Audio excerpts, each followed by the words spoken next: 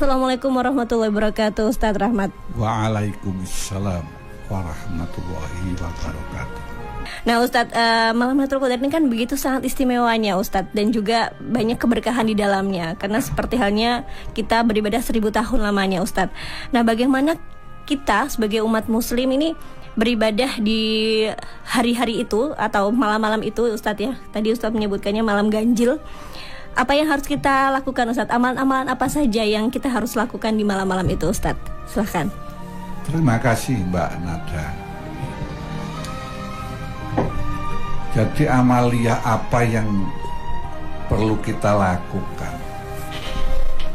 Setahu saya dalam belajar agama, amalan khusus untuk malam Lailatul Qadar itu saya belum menemukan. Artinya seandainya kita ini melanjutkan dan melakukan dan melanjutkan kebiasaan mulai tanggal 1 Ramadan, dan itu saja dilakukan, insya Allah kita akan termasuk mendapat atau mengamalkan malam Lailatul Qadar. Cuma saja karena kita ingin menggapai Lailatul Qadar, menggapai keutamaan Lailatul Qadar, ya frekuensi kita mungkin lebih ditekankan. Salah satu contoh, kalau kita masuk masjid kan kita sebaiknya nawaitu kita ini kan di samping mau sholat sambil menanti kedatangan imam, itu kan kita iktikaf. Nah ini yang sering kita ini masyarakat kurang paham atau belum mengerti bahwa iktikaf itu seolah-olah itu hanya malam hari dan di 10 hari terakhir. Hanya apalagi di 10 hari terakhir. Padahal kita ini ya duduk dengan diam, dengan kalau dalam bahasa agama itu tafakur, kalau bahasa kita ini memikir-mikir tentang kekuasaan Allah, nikmat Allah, mensyukuri apa, termasuk memikir diri kita.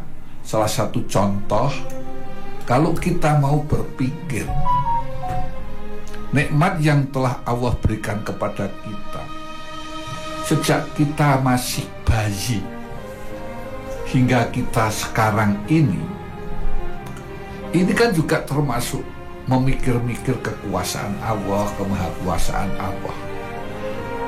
Lalu kita berpikir, apakah cukup sesungguhnya apabila kita ini sudah diberi contoh sederhana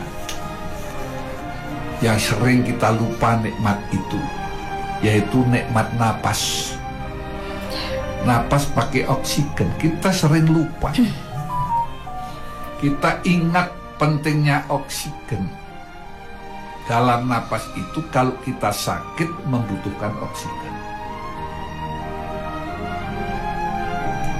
Kalau kita hanya melihat orang sakit memakai napas bantuan, kita seolah-olah biasa. Gak terpikir betapa besarnya Allah, betapa besarnya anugerah Allah yang diberikan kepada kita, di mana kita sudah berpuluh-puluh tahun kita bernapas tidak pakai oksigen, dalam arti napas bantuan, kita tidak bayar.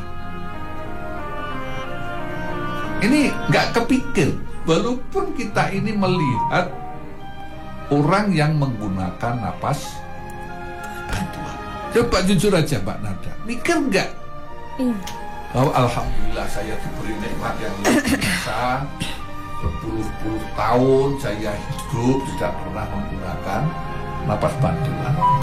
Padahal kata kawanku kemarin itu waktu saya ngisi ngaji, napas bantuan itu sehari semalam sekitar 2.400.000. Sehari semalam. Sehari semalam. Kita ini berapa hari berapa malam dalam hidup ini. Kalau tadi Mbak Nada bilang 1 tahun itu sudah 365 hari. kali 2.400.000. Uang dari mana kita?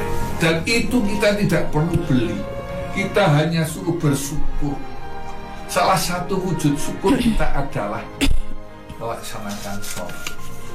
Atau lebih tepatnya, bentuk syukur kita kepada Allah itu mentaati semua perintahnya dan meninggalkan semua larangan. Kan hanya itu.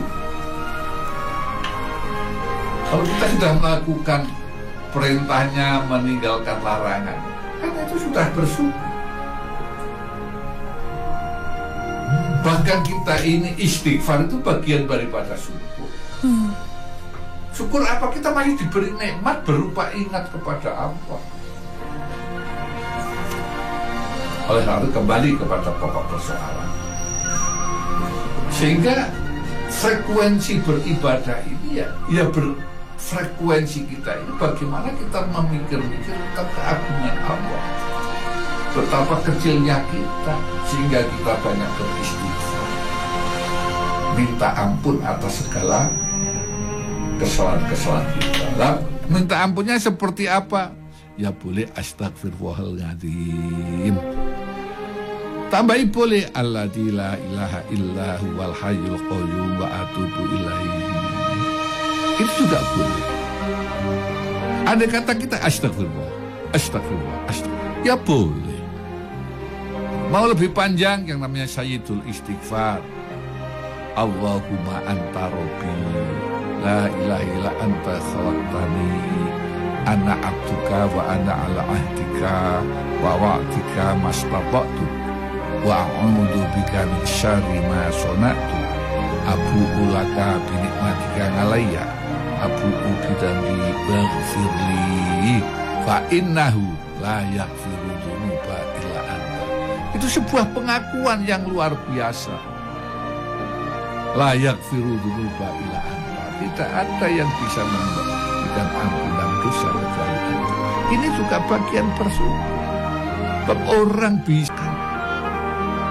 Nah, yang menjadi pertanyaan itu, Lailatul Qadar itu turunnya jam berapa? Nah, ini yang masih debatable. Bisa sore, bisa tengah malam, bisa menjelang pagi. Tapi ada juga yang berpendapat, pokoknya malam itu Lailatul Qadar ya Lailatul Qadar, tidak usah dipisah-pisah. Ada juga yang begitu, lepas daripada perbedaan pendapat. Jadi yang baku kita ini untuk perlu menghidupkan malam Lailatul Qadar, di mana berada di 10 hari yang ketiga atau yang terakhir. Mengapa saya mengatakan 10? Makanya sudah kita ikuti saja, tidak usah kita itu mempermasalahkan apalagi menyalahkan. Wah, kalau yang Senin itu bukan NU atau orang manut kalau pemerintah, itu tidak perlu. Agama itu punya otoritas untuk memberikan pemahaman. Kenapa pemahaman? Karena tafsir. Tafsir itu para penafsir, para pemaham, orang berikan pemahaman itu diikuti oleh pengikut.